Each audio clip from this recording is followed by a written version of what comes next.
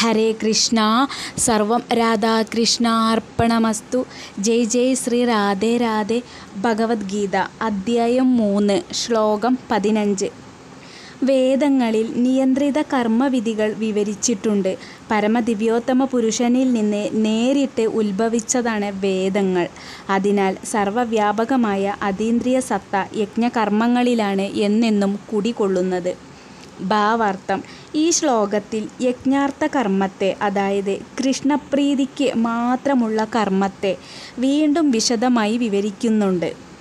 യജ്ഞപുരുഷനായ വിഷ്ണുവിനെ തൃപ്തിപ്പെടുത്താനാണ് കർമ്മം ചെയ്യുന്നതെങ്കിൽ അതിനെക്കുറിച്ചുള്ള നിർദ്ദേശം തേടേണ്ടത് ബ്രഹ്മത്തിൽ അഥവാ ദിവ്യമായ വേദത്തിൽ നിന്ന് തന്നെയാണ്. കർമ്മസംബന്ധിയായ നിർദ്ദേശങ്ങളുടെ സമാഹാരമാണ് വേദങ്ങൾ. വേദോപദിഷ്ടമല്ലാത്ത കർമ്മം വികർമ്മം, ആധികാരികമല്ലാത്തതും പാപകരവുമാകുന്നു.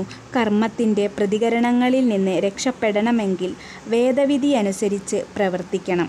സാധാരണ ജീവിതത്തിൽ രാഷ്ട്രത്തിൻ്റെ നിയമങ്ങൾ അനുസരിക്കേണ്ടതുപോലെ തന്നെ ഒരാൾ ഭഗവത് സാമ്രാജ്യത്തിൻ്റെ നിർദ്ദേശങ്ങൾ അനുസരിച്ച് പ്രവർത്തിക്കേണ്ടതാണ്. പരമദിവ്യോത്തമ പുരുഷൻ്റെ, അതായത് ആ സർവേശ്വരൻ്റെ ശ്വാസോച്ഛ്വാസത്തിൽ നിന്ന് നേരിട്ട് രൂപം കൊണ്ടവയാണ് വേദനിർദ്ദേശങ്ങൾ. അതായത് ഋഗ്വേദം, യജുർവേദം, സാമവേദം, അഥർവവേദം എന്നീ 4 വേദങ്ങളും ഭഗവാന്റെ ശ്വസനത്തിൽ നിന്നുണ്ടായവയാണ്. ബ്രഹ്മസംഹിതയിൽ പറയുന്നത് പോലെ സർവശക്തനായ അവിടുത്തേക്ക് ശ്വാസത്തിലൂടെ സംസാരിക്കുവാൻ കഴിയും. ഓരോ ഇന്ദ്രിയത്തിലൂടെയും മറ്റ് ഇന്ദ്രിയങ്ങളുടെ പ്രവൃത്തികൾ ചെയ്യാൻ ഭഗവാന് പ്രയാസമില്ല. ശ്വാസം കൊണ്ട് സംസാരിക്കാം, ദൃഷ്ടി കൊണ്ട് ഗർഭോത്പാദനം നടത്താം.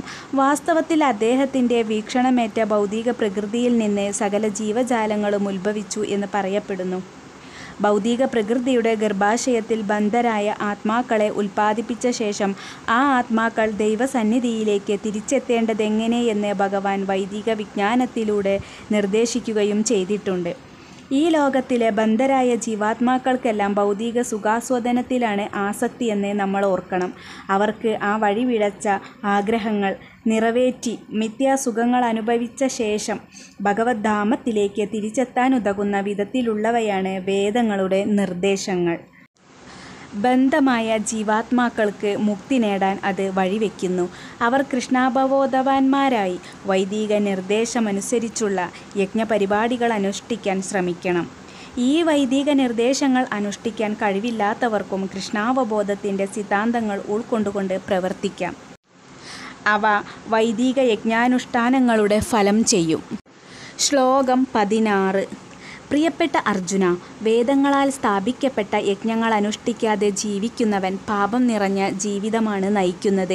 ഇന്ദ്രിയ സന്ദർപ്പണത്തിനു വേണ്ടി മാത്രം ആഗ്രഹിക്കുന്ന അവൻ്റെ ജീവിതം ഫലമില്ലാത്തതാണ്. ഭാവാർത്ഥം: കഠിനമായി പ്രവർത്തിക്കുകയും ഇന്ദ്രിയ സുഖം അനുഭവിക്കുകയും ചെയ്യുക എന്ന സാമ്പത്തിക സിദ്ധാന്തത്തെ ഭഗവാൻ ഇവിടെ എതിർക്കുകയാണ് ചെയ്യുന്നത്. ഭൗതിക ലോകത്തിൽ സുഖിക്കണമെന്ന് ആഗ്രഹിക്കുന്നവർ അതുകൊണ്ട് മുൻ പറഞ്ഞ പോലെ യജ്ഞകർമ്മങ്ങൾ അനുഷ്ഠിക്കേണ്ടതാണ്. അത്തരം നിയമങ്ങൾ അനുസരിക്കാത്തവർ അധികമധികം ശബ്ദമായിത്തീരുന്ന ഒരു അപായ സാധ്യതയുള്ള ജീവിതം നയിക്കുന്നു. കർമ്മയോഗം, ധ്യാനയോഗം, ഭക്തിയോഗം എന്നീ 3 വഴികളിൽ ഏതിലൂടെയായാലും ശരി, പ്രകൃതി നിയമമനുസരിച്ച് മനുഷ്യജീവിതം ആത്മസാക്ഷാത്കാരത്തിനു വേണ്ടിയുള്ളതാണ്. പാപപുണ്യങ്ങൾക്ക് അതീതമായ അതീന്ദ്രിയ പ്രജ്ഞയുള്ളവർക്ക് ഈ ചടങ്ങുകൾ മുറപ്രകാരം ചെയ്യേണ്ട ആവശ്യമില്ല. എന്നാൽ ഇന്ദ്രിയ സുഖാസ്തരായവർ യജ്ഞാനുഷ്ഠാനങ്ങൾ കൊണ്ട് സ്വയം ശുദ്ധീകരിക്കുക തന്നെ വേണം. കർമ്മങ്ങൾ പലവിധമുണ്ട്. കൃഷ്ണാവബോധമില്ലാത്തവർ ഇന്ദ്രിയാനുഭൂതികളിൽ മുഴുകിയിരിക്കുകയാൽ അവർക്ക് പുണ്യപ്രവർത്തനത്തിൽ ഏർപ്പെടുന്നത് ആവശ്യമാണ്. ഇന്ദ്രിയ സുഖപ്രാപ്തിക്കായുള്ള കർമ്മങ്ങളുടെ പ്രതികരണങ്ങളിൽ കുടുങ്ങിപ്പോകാതെ തന്നെ അവരുടെ ഭോഗേച്ഛകൾ നിറവേറ്റാവുന്ന വിധത്തിലാണ് യജ്ഞപരിപാടികൾ ആസൂത്രണം ചെയ്തിരിക്കുന്നത്. നമ്മുടെ പരിശ്രമ ഫലമല്ല ഈ ലോകത്തിലെ ഐശ്വര്യം. അത് ഭഗവാന്റെ പശ്ചാത്തല സംവിധാനത്തിനനുസരിച്ച് ദേവന്മാർ തയ്യാറാക്കുന്നതാണ്. അതുകൊണ്ട് വേദത്തിൽ പറയുന്ന പ്രകാരം അതാത് ദേവന്മാർക്കായി യഥാവസരം യജ്ഞങ്ങൾ നടത്തപ്പെടുന്നു.